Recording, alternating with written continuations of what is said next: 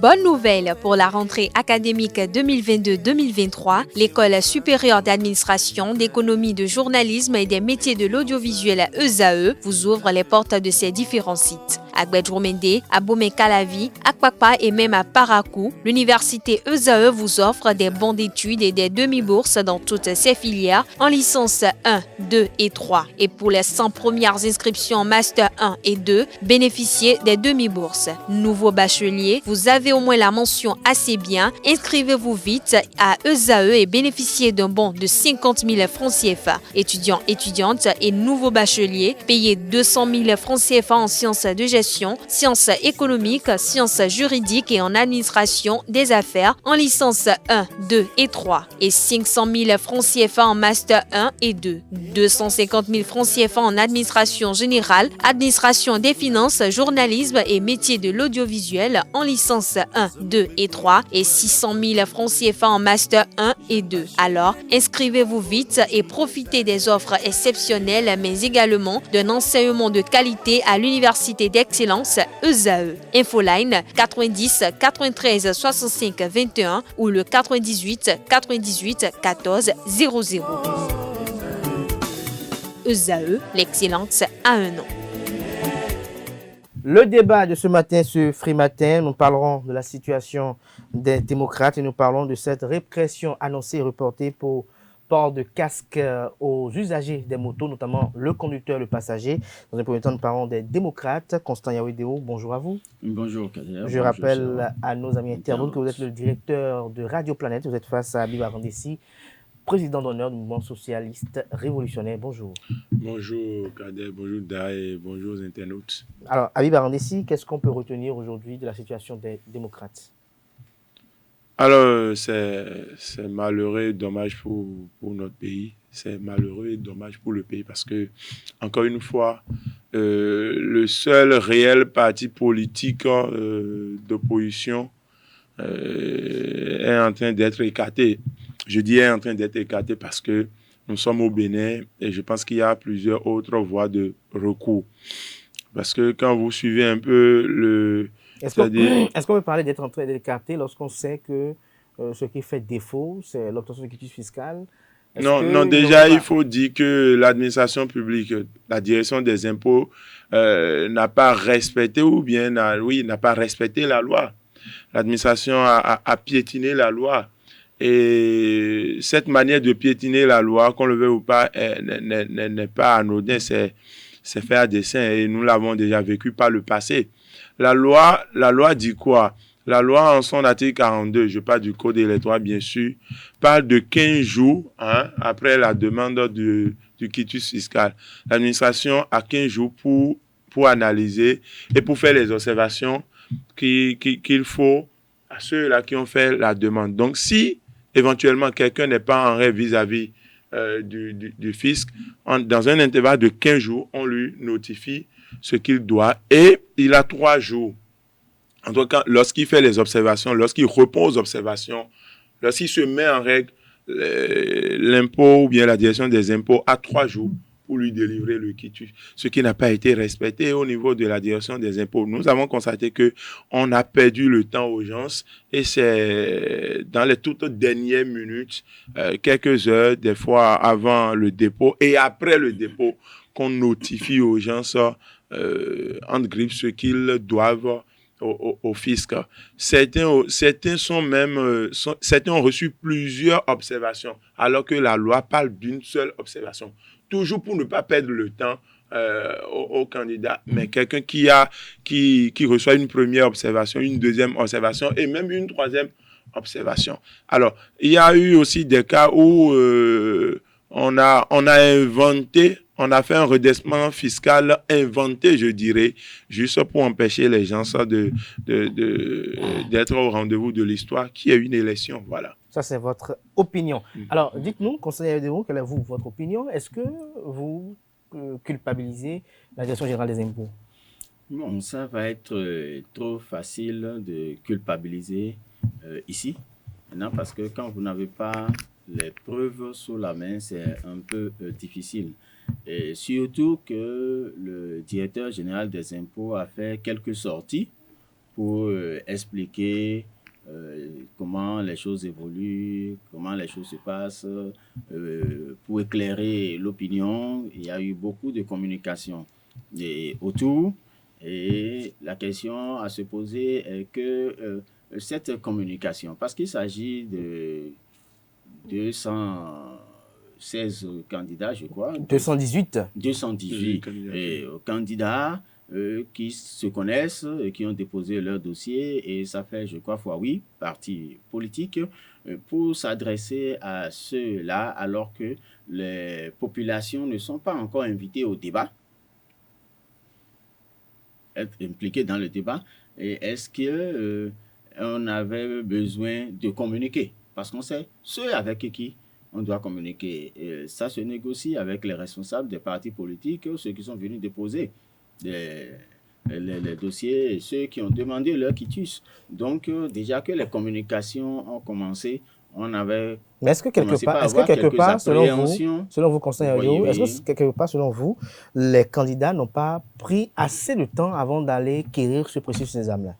Oui, vous savez, c'est pas aussi facile que ça. Se prendre à temps, oui, mais quand vous êtes dans les activités, c'est pas aussi facile. Parce qu'on a comme l'impression que des gens ont voulu savoir s'ils sont véritablement positionnés sur la liste d'abord, avant d'enclencher le processus d'obtention de quitus fiscal. Justement, parce que c'est étape par étape. On a appris d'autres partis qui ont reçu 2000 et quelques dossiers pour 218 places. Vous voyez, donc au sein même des partis, près de 2000, oui. Il y a déjà un problème. Malheureusement, ce n'était pas possible que vous alliez verser 800 millions pour être à jour avec la morosité économique actuelle. 800 millions, si vous l'avez, vous allez préférer le réinvestir dans les affaires. Vous voyez, et non dans la politique. On peut l'investir dans la politique, mais à partir du moment où vous êtes à l'étape de 2200 postulants pour 218 places, est-ce que c'est l'UP qui a battu le record? C'est osé d'aller, sans savoir si vous serez positionné ou pas, d'aller verser 800 millions dans les caisses de l'État? Oui. Alors que vous avez besoin lorsque vous aspirez à diriger le pays et que vous devez être un représentant des contribuables, il faut être un bon contribuable. Oui, il faut être un bon contribuable, c'est ça que je dis. En principe, tout le monde devrait être à jour de ses impôts. Donc, le problème se pose à un premier niveau où personne ne sait s'il sera candidat ou pas. Cette polémique qui a alimenté les partis politiques est la première cause de ce que nous observons. Donc, c'est au moment où les listes sont sorties du couvent, parce que il faut le reconnaître, les listes ont fait tellement affaire de couvent que les gens étaient dans l'incertitude totale. Sinon, ils allaient anticiper, tel que ça se passait avant. On sait que je serais candidat, ça se discutait de loin. Si les listes n'étaient pas devenues affaire de couvent, des gens 2 mois, 3 mois avant auraient demandé leur quitus. Vous voyez, maintenant que c'est à la dernière minute, c'est le jour où on a déposé les listes que des gens ont commencé, ça a commencé par fuiter un peu. Ah oui, il est sur la liste, il n'est pas sur la liste. C'est en ce moment qu'il peut chercher maintenant à avoir le quitus. Et là, le problème devient plus compliqué au niveau de la DGI parce que ça fait beaucoup de gens qui demandent en même temps et le travail devient un peu plus complexe. Donc, 15 jours pour gérer 8000 à 8000 candidats quitus fiscal, je crois que ça donne du boulot à la DGI. Alors, dites-nous aujourd'hui, quelles sont les issues possibles pour une participation des démocrates au scrutin? Est-ce qu'il y a une possibilité encore pour eux? Alors, je voudrais revenir rapidement sur l'esprit du quitus fiscal. Vous savez, le paiement des impôts, le fait d'être réglo vis-à-vis du fisc n'est pas lié à une élection. Ce n'est pas une question d'élection. En temps normal, ce n'est pas une question d'élection. La constitution de notre pays a été quand même très claire en son article 33. Vous honorez de vos engagements fiscaux. Alors, le problème qui se pose ici, ce n'est pas que les gens Les gens sont restés là et puis c'est à la dernière minute qu'ils ont fait leur demande. Le calendrier électoral est clair. Je pense que la direction des impôts a ouvert la plateforme de demande de quitus à partir du 30 septembre. Alors, déjà à ce niveau, des gens sont allés faire leur demande et vous avez eu les preuves, ça a été montré à la presse. Donc, quel que soit ce que ce candidat INS devait à la caisse de l'État, on devrait lui notifier cela. Et on ne peut pas dire qu'on avait 8000 dossiers. C'est à cause de ça qu'on n'est pas arrivé à délivrer les quitus fiscaux du moment où l'administration devrait, c'est-à-dire a le devoir d'avoir le dispositif nécessaire pour gérer. La direction des impôts ne peut pas dire qu'il y a 1 an ou bien 2 ans qu'elle ne savait pas qu'elle aura 8000 dossiers à gérer, 8000 quitus fiscaux à délivrer. Je dis, tout ce qui est fait, c'est fait exprès pour écarter mais lorsqu'on parlait d'écarter une fois de la classe politique, encore une fois. Vous avez suivi également dans la mouvance présidentielle, il y a beaucoup de gens qui n'ont pas été positionnés pour défaut de quitus fiscal. Oui, non, malheureusement, on a voulu nous embrouiller, encore une fois, on a voulu embrouiller l'opinion publique. Et l'exemple donné, le profil choisi est très mal choisi. Je me demande au niveau du système, au niveau du pouvoir, qui sont ceux-là qui formatent ou bien non pas qui formatent, qui organisent. Écoutez, laissez-moi parler s'il vous plaît. Qui organisent ces genres de communication? Parce que on peut commettre un crime et prendre le temps de bien le commettre. Malheureusement, les crimes sont mal commis. On prend un député qui est à l'Assemblée nationale, c'est-à-dire qui devait être un exemple. Je prends le cas de M. Nazer Sado, qui dit que lui, là, il est recalé parce qu'il ne paye pas ses impôts.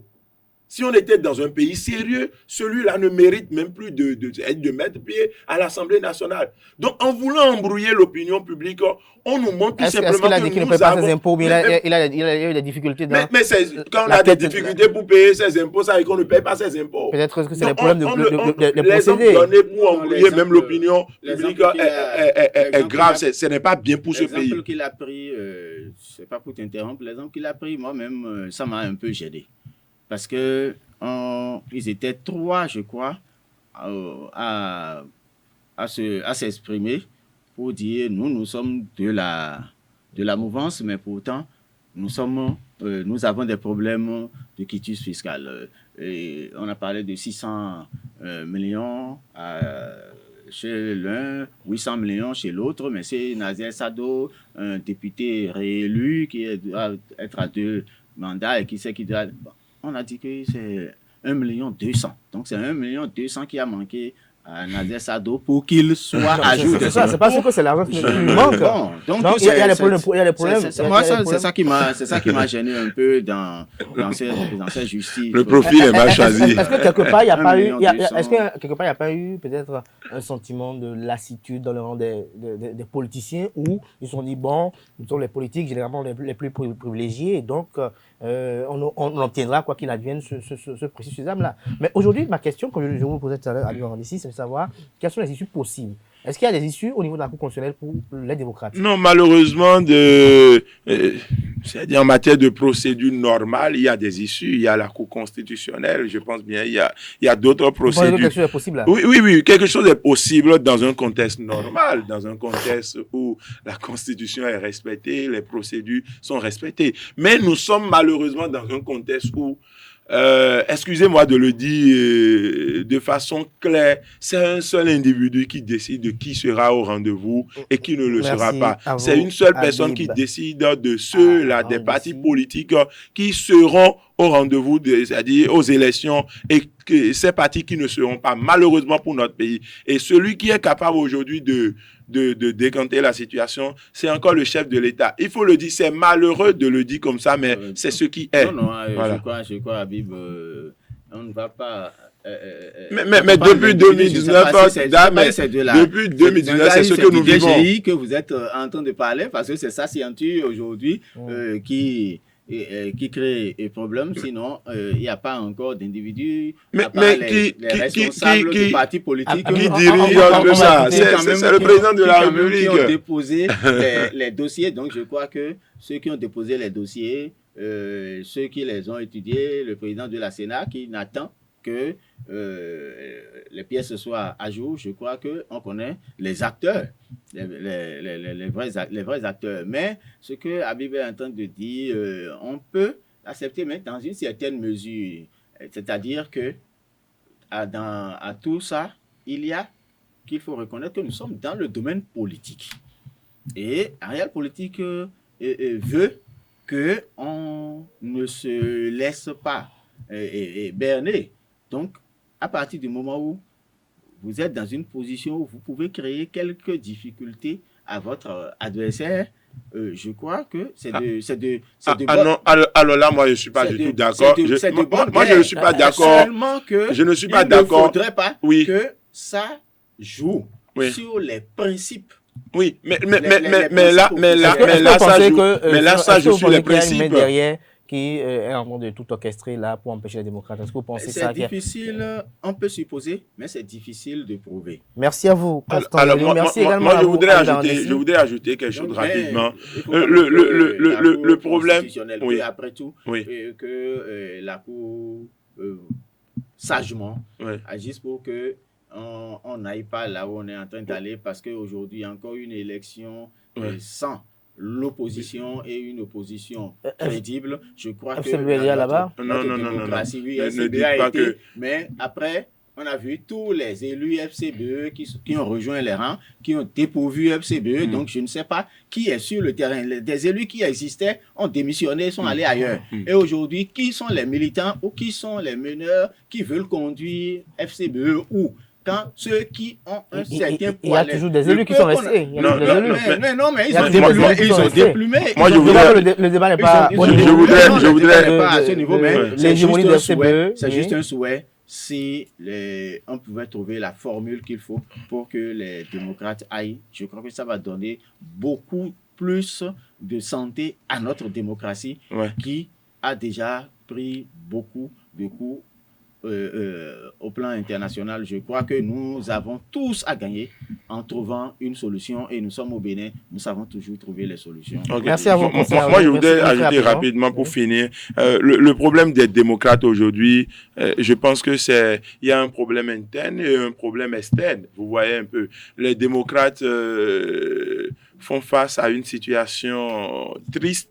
Parce que au niveau, c'est-à-dire hors du parti politique, il y a le système qui passe par toutes les manières possibles pour que l'opposition ne soit pas aux élections. Mais au sein du parti politique également, il y a des gens qui font preuve de mauvaise foi et qui d'ailleurs empêche ce parti politique. Même non, écoutez, quand à quelques mois des élections, moi je le dis, je n'ai pas peur de le dire, si à quelques mois des élections, nous voyons une certaine accointance entre le président Yahi, une certaine discussion entre le président Yahi et le président Patrice Talon. Vous voulez les voir sur un ring? Mais comment est-on arrivé à ce niveau? S'il y a quelques mois, il y a eu ces discussions, il y a eu même des nominations, il y a eu même des distinctions et autres. L'espérance de tous les Béninois, c'est de voir mais justement, c'est bien dommage. Le camion de donc, la paix. Il y a un problème. La volonté de la sous-région aussi. Non seulement nous accusons le gouvernement, mais le problème est également au sein du parti. Merci à vous, Habib Arandessi. Merci également à Constant Yavidéon. Très rapidement, nous sommes pris par le temps. Nous allons peut-être y revenir lors d'autres rendez-vous. Il y a une répression qui a été annoncée pour démarrer hier mardi pour port de casque à la fois pour le conducteur et le passager des motos. Il a été dit dans la journée d'hier que cela a été reporté à une date ultérieure. Mais sur le principe, qu'est-ce que vous en pensez? Cette exigence-là de port de casque à la fois pour le conducteur et les différents passagers, notamment même les enfants. Alors, la Constitution de notre pays dit que l'État est garant de la sécurité de chaque citoyen, de chaque individu. Donc, le fait même de porter le casque, ce n'est pas, on ne le porte pas pour quelqu'un. Nous le portons pour nous-mêmes, nous le portons pour notre propre sécurité. C'est pas quand on voit le policier qu'on file rapidement le casque, ce n'est pas bien. Il faut que chaque citoyen, quand vous êtes à moto, que vous puissiez porter votre casque. Maintenant, on dit enfant et qu'on vient et qu'on bat. C'est-à-dire, il faut également regarder un peu le contexte. Il y a des gens qui ont bel et bien envie d'avoir un casque, de porter leur casque, mais qui n'ont pas les moyens de s'offrir un casque aujourd'hui en République du Bénin, du moment où nous connaissons un peu la situation de morosité que nous traversons depuis quelques mois ou bien depuis quelques années. Donc, Je voudrais déjà que c'est renvoyé à une autre date.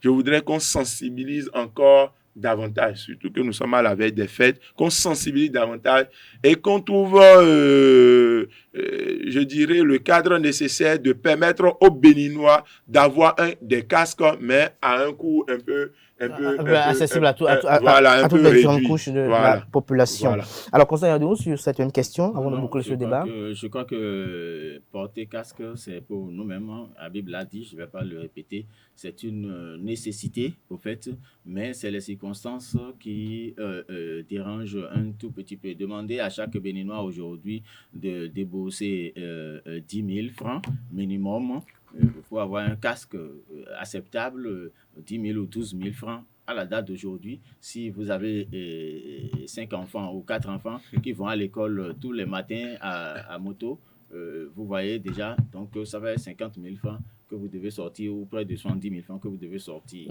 Mais une vie humaine a plus de valeur que ce montant-là. Même sacré pour tout ça. Donc je dis, c'est la circonstance qui fait ça. Mais peut-être on reviendra sur le sujet parce qu'il y a d'autres pays qui l'ont expérimenté et qui ont abandonné et qui ont cherché d'autres mesures pour pallier quelque peu. Parce que n'importe comment, c'est le casque qui règle véritablement le problème. Bon, mais quand c'est devenu un camouflet pour les malfrats, donc ça a commencé, c'était le cas du Nigeria, ça a commencé par faire disparaître les gens parce qu'on ne sait plus qui est qui et tout ça. Et quand la criminalité a augmenté et que la police, les forces de l'ordre ne pouvaient plus contrôler parce qu'ils n'ont pas les moyens comment on appelle des scanners pour percevoir à travers. Bon, donc ça a commencé par créer quelques problèmes. Donc c'est pour ça qu'ils n'ont pas trop insisté. Vous avez vu, le Togo portait casque depuis 1960, ils n'ont jamais abandonné. Mais pour ceux qui sont derrière, ils n'ont pas pu l'imposer jusque-là. Mais des gens volontairement qui pensent à leur vie, prennent les dispositions et emportent. Donc, ça veut dire qu'il faut qu'on pense un peu à tout ça aussi. C'est un peu comme pour dénoncer, pour prévenir aussi qu'il faut quand même prendre cette disposition. Je crois que les de la police républicaine, oui, la hiérarchie de la police républicaine, on n'a pas besoin même de nous forcer avant qu'on ne prenne les dispositions. C'est pour notre propre vie. Voilà, pour le bonheur des populations et des citoyens béninois. Merci à vous. Habib Andessi, vous le placez un mot, c'est ça? Non, c'est bon. Merci à vous, Habib Andessi. Voilà, je pense qu'aujourd'hui, je vais laisser parler. Comme vous le dites, les gens sont veulent par rapport à ça. Merci également à vous, Constant Yawedio. Je rappelle que vous êtes président d'honneur du mouvement socialiste révolutionnaire et directeur de Radio Planète. Merci à tout un chacun. Merci à vous, chers amis internautes. Nous passons à présent à la rubrique invité où je reçois le professeur David Kofi Aza, qui est prêtre de FA, qui est président du Conseil national des cultes endogènes du Bénin. Avec lui, nous allons vous entretenir sur la divinité Tohosu.